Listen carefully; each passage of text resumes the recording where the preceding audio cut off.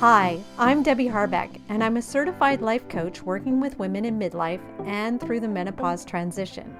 So each week, I'll be sharing the latest information, inspiration, and generate some momentum so you can move forward and feel more in control of your changing midlife body and your life. Let's go. Hey there, and welcome back to the podcast. I'm so glad to be back here today. It's been a month and a lot has happened this month. In particular, I now have a brand new hip. And although it's been installed, the system, meaning my body, is still in recovery mode. It's healing from the surgery, and I'm adapting to this brand new foreign part in my body. And I really hadn't prepared myself for this après surgery phase of my adventure. I was really focused for so long on just getting the surgery. And so I glossed over what the after surgery experience would be. So in my mind, I just jumped to being able to get back to the activities I was struggling to do before, like yoga and running. So I've had to slow my roll a little bit. I'm rebuilding my body here. And in fact, it's even deeper than that. I'm really rebuilding my identity. So in the past couple of weeks, I've had to learn to ask for help and rely heavily on my partner to do the work around the house, like laundry and cooking and walking the dog. And I'm a very independent person and I thrive on being able to handle things on my own. So this has been a little challenging for me to do. There's an element of guilt, which sounds crazy as I say it, but there's also a little bit of fear as I adapt to needing help, even though I know it's temporary, but it's there and I have to deal with it. And this whole situation has made me think about the setbacks in our lives, like surgery, which could be things like illness, divorce, job loss, struggling through menopause, even. And how do we not just bounce back? Because I don't think we just return to who we were once these big things happen to us. But how do we rebuild ourselves in a way that makes us even stronger and more resilient than we were before?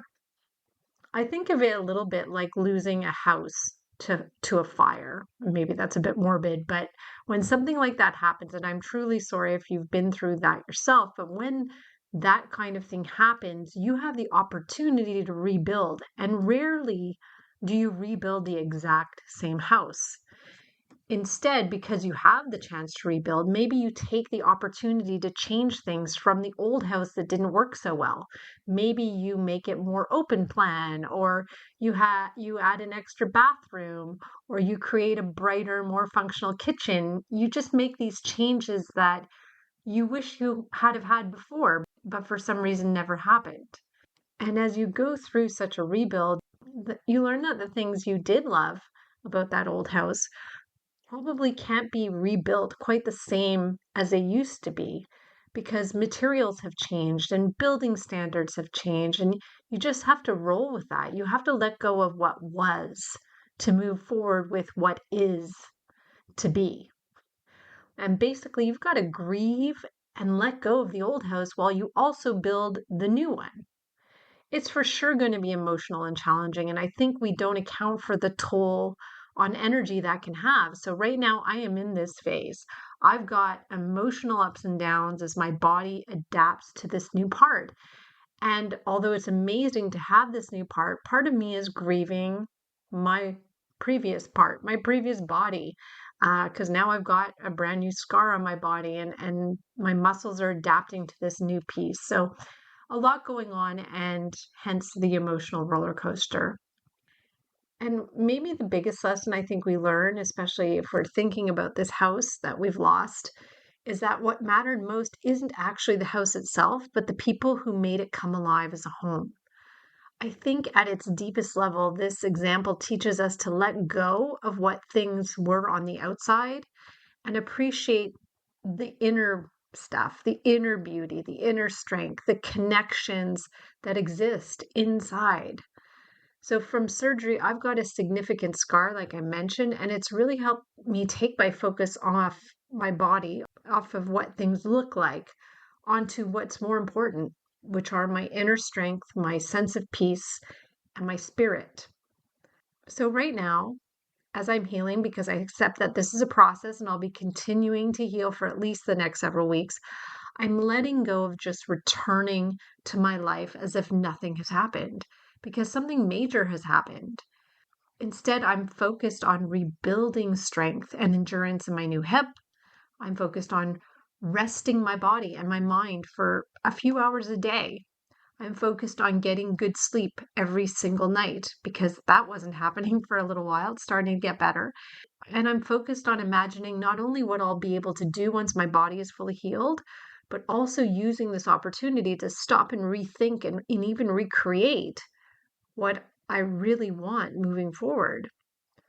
So I think when setbacks happen, I think it's life telling us to stop and look around, to notice what's working and what's not, to spend time thinking about what we want and not just rush back into our old lives as if it was just a blip on the screen.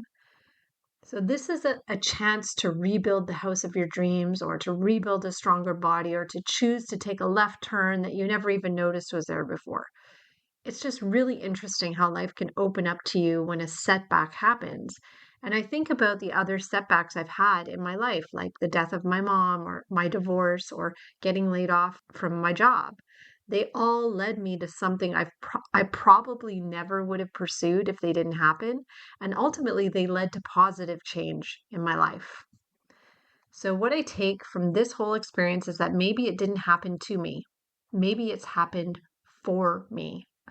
So I'm not in a hurry to get back to the status quo. I'm taking this time to explore, to reimagine, and to choose what else I'd like to change at this time. And that's kind of exciting. I love looking at it this way.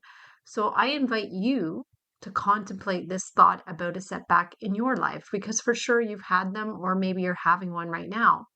So think about this. Maybe the goal isn't to go back to who you were before the setback. Maybe the goal is to build something stronger, softer, wiser, and more fully yourself than before. So take that with you as you go through this week. And with that, I just want to thank you for joining me this week. If you have a setback that you want to rebuild from, that you're ready to rebuild from, I'd love to hear from you and support you as a coach. Please, you can always book a time to chat with me. It's always absolutely free. And in the meantime, I'll see you back here soon. Keep moving forward, and bye for now. Thanks for listening to this episode of the Midlife Momentum Podcast. If you want to learn more about working with me, come visit me at debbieharbeckcoaching.com. That's Debbie, I-E, Harbeck with a C, coaching.com. See you next week.